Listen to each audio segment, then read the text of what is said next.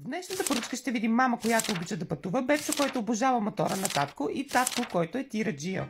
Това беше единственото, което ми каза моята клиентка, когато поръча картината за подарък на нашите главни герои. Тя е поръчана от тяхна близка най-вероятно. И така ми хрумна идеята, че след като той е тираджия, защо да не докара цял един тир пълен с рози, с които да изненада своята любима, която в знак на това, че обича да пътува, ще я поставим в парижки ресторант или кафене на павирана уличка с романтичен пейзаж, на който се вижда Айфеловата кула. Няма да скрия, че това е една от най-любимите ми картини, правена до момента.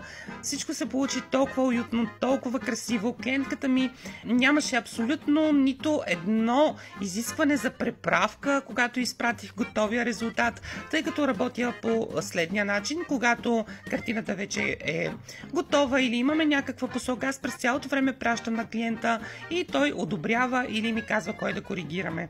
Но тук нямаше какво да се коригира. С моята клиентка бяхме абсолютно през цялото време на една и съща вълна. Много благодаря за доверието, което ми гласува. А сега остана много малко от видеото и нямам какво повече да кажа, освен да ви оставя да се насладите на процеса и накрая да видите готовия резултат.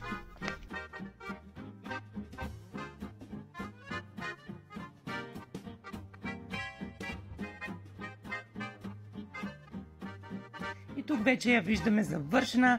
Нашата картина, уютна, цветна, красива, готова да зарадва своите нови притежатели и да краси техния дом. А ако и на вас ви трябва нещо подобно, знаете къде да ме намерите.